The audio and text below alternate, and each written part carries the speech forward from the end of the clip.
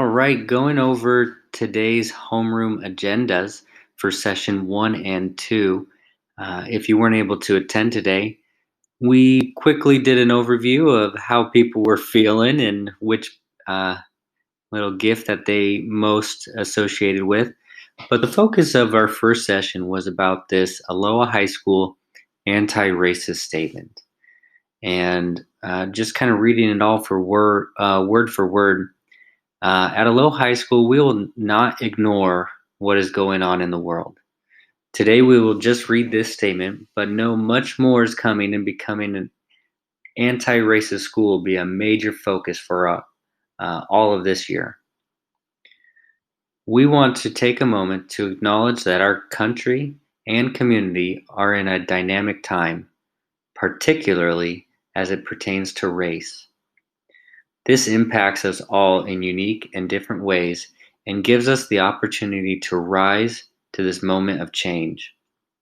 Here at Aloha, in cooperation with Beaverton School District leaders, we are committed to eradicating hatred and racism in our school district.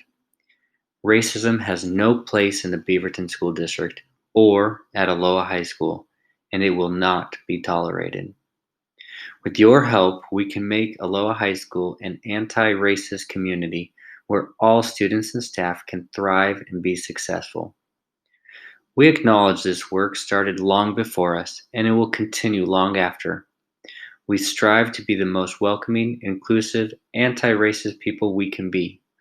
We are learning how to be better together, and we are committed to coming alongside all of our warriors, staff, students, and families, to work towards being the best we can be for each other, regardless of an individual's actual or perceived race, color, religion, sex, sexual orientation, gender identity, gender expression, national or ethnic origin, age, mental or physical disability, pregnancy, familial status, or economic status.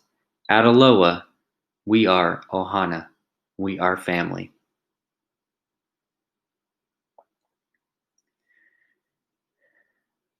After taking that in, we went on to discuss the importance of email and setting up a correct email for your teachers, especially in this digital world. It's important that you do set up an email correctly so that your email is received the way that you want it to. So if I open this super quick, it brings up a PDF. And this PDF gives you directions on how to get to your Gmail for your student account, if you don't already know. Then in the top left corner, you can compose. If you're in your student account, the one of the benefits is that you start typing your teacher's name, and you should see their email pop up. And then you are going to be writing us an email, a question about distance learning.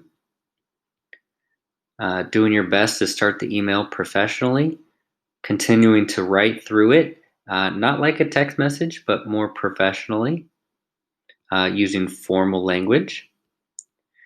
And then here's some guided help for every aspect for your homework. There's also another video that I've created and uploaded specifically for homework today. They also want you to use one of these sentence frames if needed to help you write that professional email. This was an opportunity then to ask questions before our break to our 10 o'clock session. Okay, so now session 2 were primarily introductions. So a little bit about myself. I had this slideshow. Again, my name is John Martin. I'm teaching physics, and later this year I'll be teaching biology as well. I go by he, him, his. Then to my family, this was a camping trip over 4th of July, so we were a little patriotic, but this is my dog, Rhett, my oldest daughter, Maisie, who's 4 years old, my youngest daughter, Emma, who is about 1.5 now, and then my wife, Jessie, and then me. Um, I put this in here, Five Oaks Falcons, because I spent 5 years at Five Oaks uh, teaching eighth grade science. And so now I'm excited to be here at Aloha High School, taking the step up and uh, teaching high school, which is what I've always wanted to do, and then also coach high school soccer. Uh, which brings me to Manchester United. Go Red Devils! There's my team that I uh, long for every weekend to watch and support.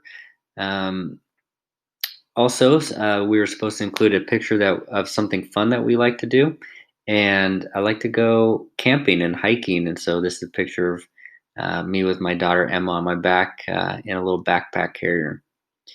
Uh, Next, a little bit about my education. I got my Bachelor's of Science in Biology from Pacific University, and then I took a year off and went back for my MAT, which is Master's of the Art of Teaching in Secondary Science. Last but not least, we're supposed to do a little quote. Um, and this one really means a lot to me, and it's kind of how I've decided to live my life, kind of following this quote, actually. And it says, if there is no solution to the problem, then don't waste time worrying about it.